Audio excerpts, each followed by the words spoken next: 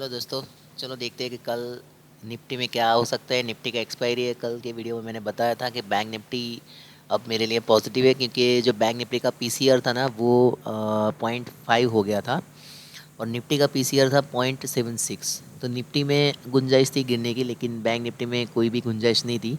हालांकि first 15 minute में bank Nifty नीचे भी आया, लेकिन पुट के प्राइसेस इतने बड़े नहीं थे और यहाँ से उसने सपोर्ट लिया। ये ट्रेंड लाइन का भी सपोर्ट है डेली कैंडल में।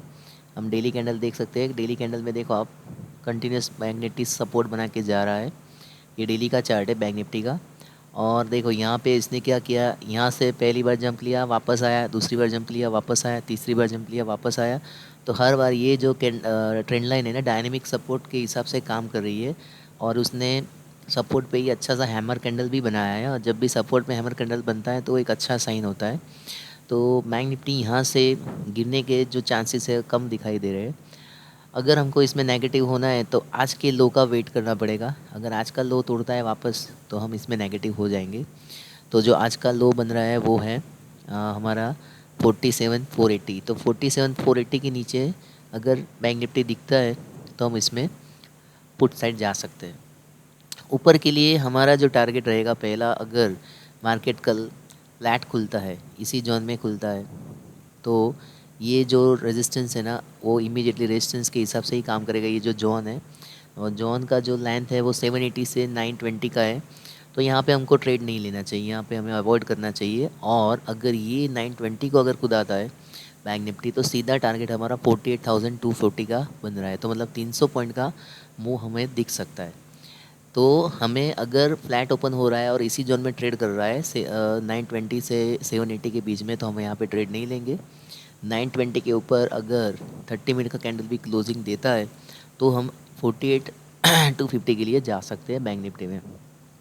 नीचे के लिए हम तब तक नहीं जाएंगे जब तक आज के लो के नीचे 30 मिनट का कैंडल क्लोज ना करे।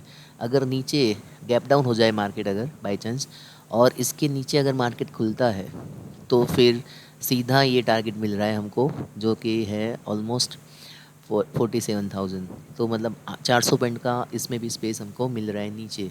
लेकिन ये चांसेस मुझे कम दिखाई दे रहे हैं, क्योंकि बैंक निफ्टी का पीसीआर भी अब 1 के आसपास ही है और अच्छा खासा बाइंग आज इसमें आया है। हालांकि एचडीएफसी बैंक शुरू से नेगेटिव था, लेकिन फिर भी बाकी सब बैंकों ने अच्छे से सपोर्ट किया है।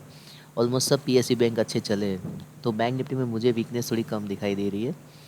अगर हम निफ्टी की बात करें जिसकी कल एक्सपायरी है, तो निफ्टी के लिए हमें देखना पड़ेगा कि पहले उसका पीसीआर, जो पीसीआर है ना निफ्टी का, वो 0.6 है, जो कि ऑलमोस्ट वो भी ओवरसोल्ड ही है। हालांकि आज का बैंक निफ्टी का जो पीसीआर था ना वो 0.5 था, लेकिन जो निफ्टी का पीसीआर है आज का क्लोजिंग लेवल पे वो 0.6 है। तो पीसीआर मतलब ऑलमोस्ट ओवरसोल्ड ही है। तो अगर थोड़ा भी नीचे जाता है निफ्टी, अगर यहाँ से भी, तो हमको बाइंग अपॉर्चुनिटी ढूंढनी चाहिए। ये हमारा फर्स्ट सपोर्ट बनेगा, ये वाला जो ये गैप जो बाकी है, पेंडिंग गैप है, ये हमारा फर्स्ट सपोर्ट के हिसाब से ही काम करेगा। अगर इस जोन में हमारे किधर भी बुलिश कैंडल मिलता है 500 से 460 के बीच में, तो हमारा पहला सपोर्ट है ये। फिर नेक्स्ट ये जो है ना, ये हमारा ट्रेंड लाइन और आगे का एक लेवल है जो कि आ रहा है 21,350। तो मैक्स यहाँ तक हम आ सकते हैं अगर निफ्टी में कुछ भी वीकनेस दिखाई देते हो। लेकिन निफ्टी में भी मैं अभी बुलिश हूँ, क्योंकि सिर्फ आईटी की वजह से निफ्टी नीचे आया हुआ था, क्योंकि आईटी इंडेक्स काफ़ी गिर गया है। 900 पॉइंट, मतलब ऑलमोस्ट 2.5% उसमें टूटा हुआ था। उसकी वजह से ही निफ्टी आज नीचे आया, अदरवाइज़ बैंक निफ्टी अच्छा सपोर्ट दे रहा था। बाकी के सेक्टर में भी थोड़ा बहुत प्रॉब्लम था, लेकिन मिड कैप निफ्टी, अब देखो मिड कैप निफ्टी आज वापस ग्रीन में क्लोज हो गया है और कल के हाई को भी उसने टैप किया है। Overall F I D I की भी बाइंग अच्छी ही चल रही है। कल भी एफ आई बायर थे नेट, कैश में और फ्यूचर दोनों में। तो आज भी इसमें बाइंग हुआ है, तो मतलब अभी भी एफ आई बाइंग के मूड में ही है। तो हमको अगर निफ्टी इस जोन में मिल रहा है 500 से 450 के जोन में अगर मिल रहा है, तो यहाँ पे एक बुलिश कैंडल 15 मिनट में बननी चाहिए। तो हमें इसी लेवल का स्टॉप लॉस लगा के ऊपर के लिए जाना चाहिए। हमारा जो फर्स्ट टारगेट रहेगा वो 586, और दूसरा जो टारगेट रहेगा ये वाला जो स्विंग बना था यहाँ पे, जो कि आ रहा है 700 के आसपास। इतना स्पेस हमको निफ्टी में ऊपर के लिए मिल सकता है। अगर निफ्टी सीधा गैप डाउन ओपन हो जाए, जैसे कि इस जोन के भी नीचे गैप डाउन ओपन हो जाए, तो यहाँ पे निफ्टी आएगा और फिर यहाँ से अगर कोई नेगेटिव कैंडल बनता है तो हम यहाँ तक गिर सकते हैं। मतलब इस जोन में किधर भी बैंक निफ्टी, अरे निफ्टी गैप डाउन ओपन हो रहा है तो 450 तक आना चाहिए। यहाँ पे कोई नेगेटिव कैंडल बने तो फिर हमें नीचे का टारगेट प्लान करना चाहिए 350 तक। तो यहाँ से हमको 100 पॉइंट का इजीली एक कुशन मिल सकता है। गैप डाउन के चांसेस अब मुझे थोड़ा कम लग रहा है क्योंकि मार्केट काफ़ी ओवरसोल्ड हो चुका है। आप देखो निफ्टी में 15 मिनट में भी RSI बहुत नीचे आ गई है। लेकिन डेली कैंडल अगर हम देखें निफ्टी का, तो डेली कैंडल थोड़ा ख़राब बना है क्योंकि आगे के 3 दिनों का ब्रेकडाउन हुआ है और आज का जो क्लोज़ है ना वो काफ़ी ख़राब भी आया है। तो निफ्टी में थोड़ा, निफ्टी आईटी की वजह से थोड़ा प्रॉब्लम हो सकता है। तो नीचे का मैंने लेवल दे दिया। अगर 450 के नीचे हम खुल रहे हैं तो 450 will be act as a resistance. RSI भी आज 70 के नीचे चला गया है डेली में, तो थोड़ा दिक्कत का बात तो है। तो नीचे तक हमको 350 तक देख सकता है, लेकिन अगर PCR 0.5 के आसपास आ रहा है तो फिर यहाँ पे भी हमें सेलिंग में बचना चाहिए। अब देखो IT index almost M pattern बना दिया है डेली में, तो यहाँ तक का लेवल मुझे दिख रहा है जो कि बन रहा है 33,800 के आसपास। तो इसकी वजह से वापस निफ्टी थोड़ा और नीचे आ सकता है। ये सबसे बढ़िया मजबूत सपोर्ट है 33,500 के आसपास।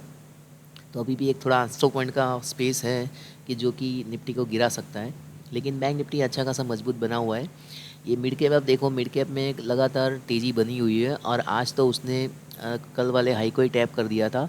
हालांकि कैंडल ऑलमोस्ट स्पिनिंग टॉप जैसी ही बनी है, लेकिन इसमें बाइंग दिख रही थी। मतलब ये पता चल रहा है कि अभी भी बायर ज़िंदा है। अगर इंडिया विक्स देखें तो इंडिया विक्स भी आप देखो आज वापस इंडिया विक्स विक्स में भी ड्रॉप हुआ है। तो मतलब अभी भी ये विक्स शो कर रहा है कि कुछ पैनिक सेलिंग नहीं हुआ है। हालांकि निफ्टी काफ़ी गिर गया था एक बार, ऑलमोस्ट 150 पॉइंट 150 पॉइंट नीचे आ गया था, फिर भी विक्स में कोई भी बढ़ोतरी नहीं देखने को मिली है और डेली में वो अच्छा खासा रेड कैंडल भी बनाया है। तो विक्स शो कर रहा है कि अभी भी मार्केट में कोई पैनिक सेलिंग है नहीं है, सिर्फ जस्ट प्रॉफिट बुकिंग है। और RSI भी इसका तो गिर रहा है।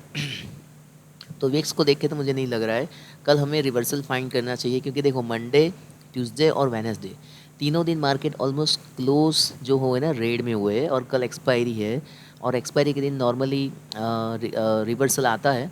अगर अगले 3 दिन नेगेटिव रहते हैं तो most of the time Thursday को रिवर्सल हमको मिल जाता है। तो हमको रिवर्सल के लिए प्ले करना चाहिए। अगर सपोर्ट पे कोई बुलिश कैंडल बनती है तो हमको उसको प्ले करना चाहिए। रिलायंस में थोड़ा प्रॉब्लम है। रिलायंस आज थोड़ा गिरा था, काफ़ी दिनों से वो बढ़ रहा था। आज पहली बार उसने अच्छा खासा रेड कैंडल बनाया है, ये भी निफ्टी के लिए थोड़ा चिंता का विषय है। तो अगर हम इसके नीचे रिलायंस कल ट्रेड कर रहा है तो फिर यहाँ तक का स्पेस बन रहा है जो कि बन रहा है 2475 के तरफ। तो यहाँ से ऑलमोस्ट 100 पॉइंट का गैप दिख रहा है। तो अगर रिलायंस कल के लो तोड़ रहा है 2570 का, अगर नीचे जा रहा है तो फिर निफ्टी में थोड़ा दिक्कत आ सकता है। तो रिलायंस और IT सिर्फ प्रॉब्लम कर रहा है। हालांकि HDFC बैंक भी आज काफ़ी अच्छा गिरा है, लेकिन फिर भी बैंक निफ्टी बचा हुआ था क्योंकि PSU बैंक में बहुत अच्छा बाइंग था और दूसरा HDFC बैंक बहुत अच्छे सपोर्ट पर भी है। तो यहाँ से मुझे लग रहा है थोड़ा रिवर्सल आना चाहिए और निफ्टी को कल नहीं गिरना चाहिए।